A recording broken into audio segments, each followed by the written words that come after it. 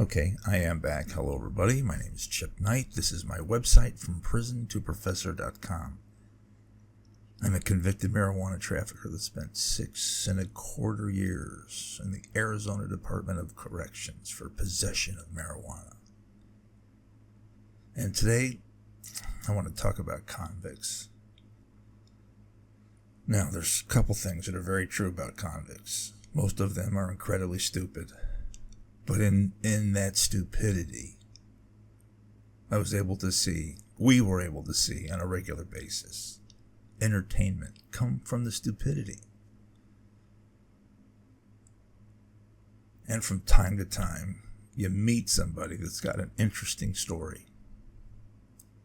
And when I first got to Perryville Prison, I went from Alhambra, which was the reception center, to Perryville. And I met this guy who was in his early 20s, and he was in prison for DUI. Now, if you're in your early 20s and you're already in prison for DUI, I mean, right away you can think this. They don't let you just rack up DUI after DUI without any consequences. So he must have had some serious consequences, probably in the number. I didn't ask him how many DUI convictions he had. But they did come down hard on this guy because they suspected him in the vehicular manslaughter of someone in his neighborhood. So they weren't able to charge him with that, but the DUIs that they had on him, they did as much as they could. He was in prison. And he told me that, he was the one who hit this person and killed them. And in that confession,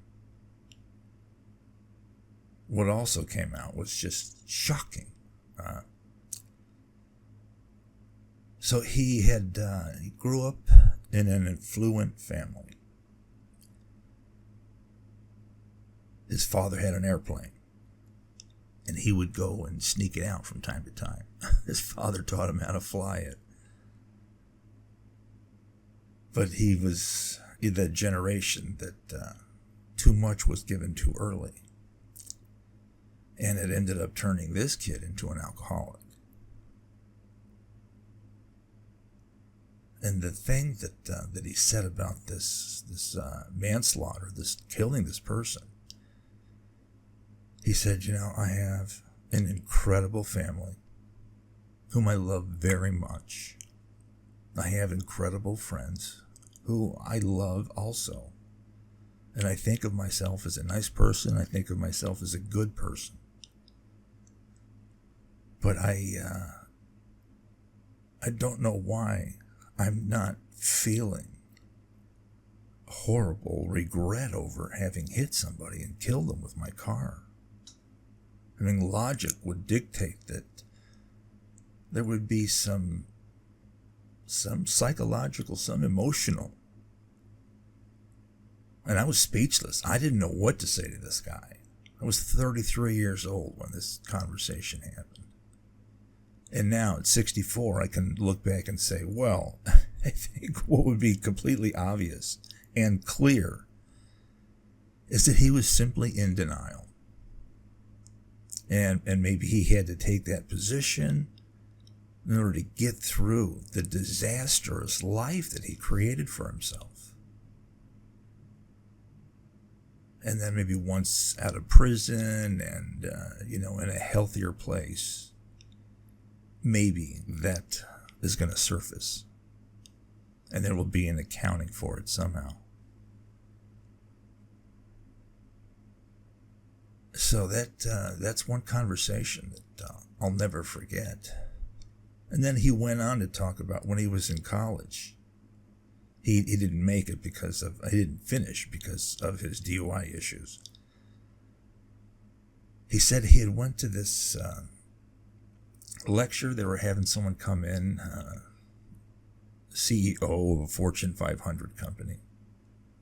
to talk before a group of students.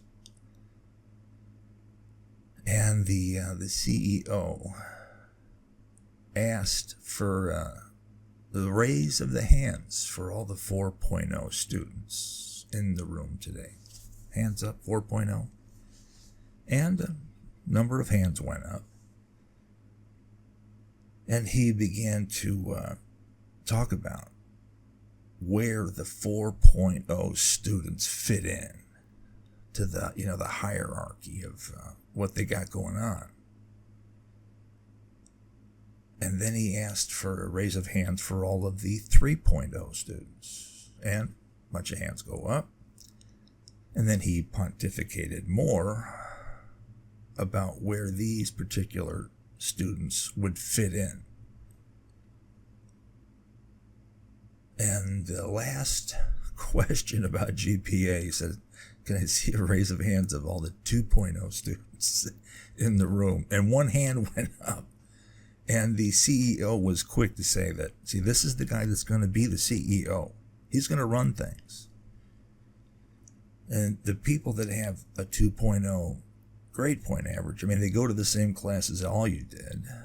They just didn't obsess over the details the way the 4.0 students and the 3.0 students obsess.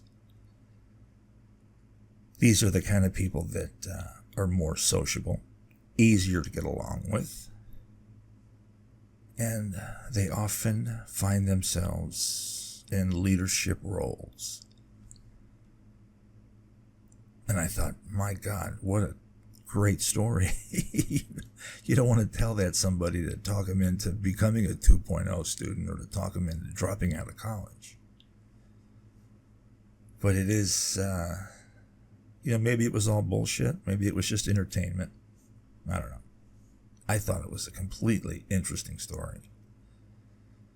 And where the good ones are far and few between, the good stories. So on that note, I need to stop here for now. Once again, my name is Chip Knight. This is my website, FromPrisonToProfessor.com. Thanks for watching. Thanks for listening. Ciao.